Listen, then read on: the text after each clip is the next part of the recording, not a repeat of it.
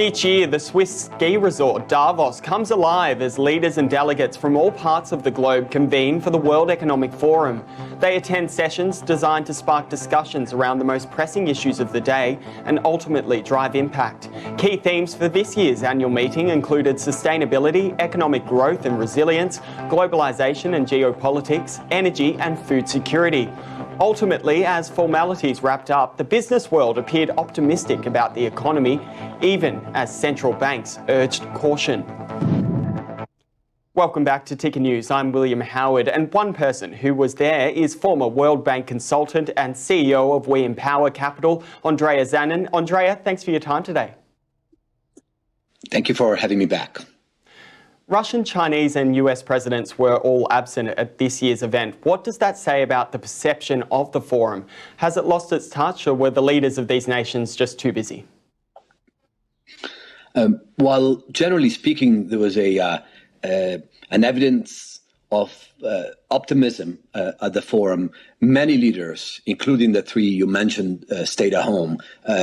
Clearly, Russia is dealing with a brutal war in Ukraine. The United States is still dealing with a very high inflation at home, while China, I think, is dealing with a readjustment and a reopening of its economy.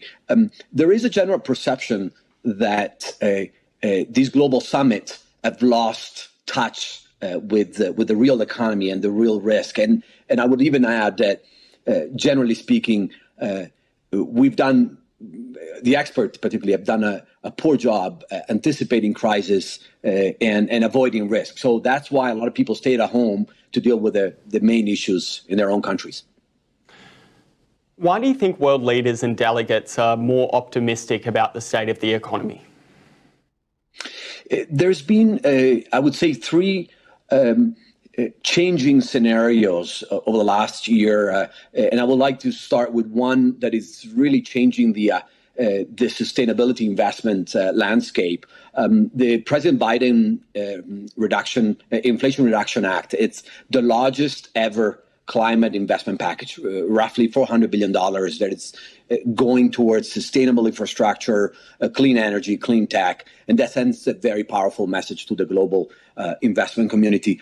I would say, secondly, obviously there's a China going back to business. Number two Chinese leader was in Davos, reassuring the community and speaking of promising economic numbers. GDP growth in 2022 was roughly 3%.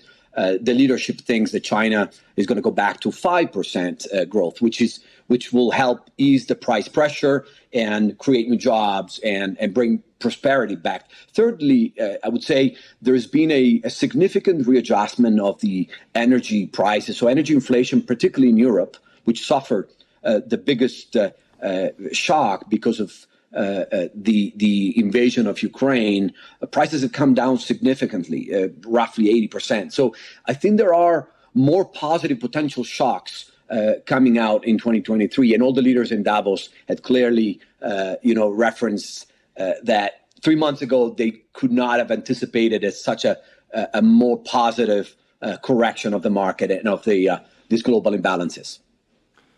How linked is the global economy and its outlook to China's decision to scrap strict lockdowns and COVID management regulations, as you mentioned there?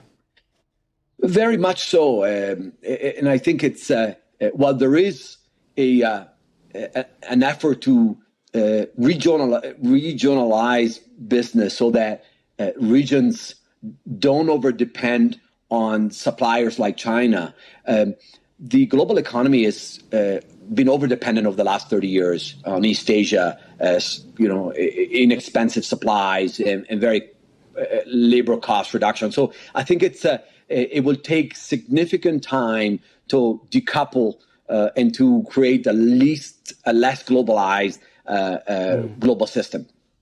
Finally, I just wanted to quickly get your thoughts on the World Bank President David Malpass announcing he is standing down before his post formally ends. Did you see this coming? Why the sudden departure?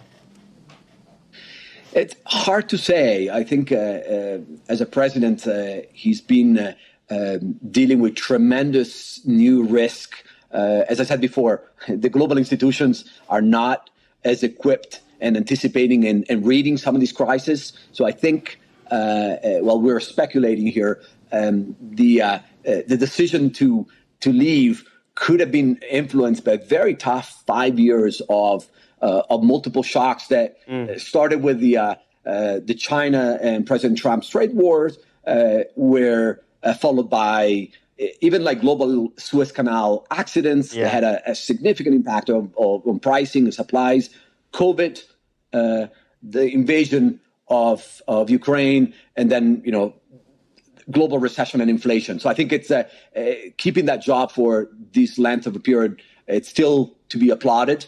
And hopefully we get a new leader that understands what development and poverty reduction countries really need. Andrea, thank you for your time today. Really appreciate it. Thank you so much for having me back. And I'm William Howard. Ticker News will be right back.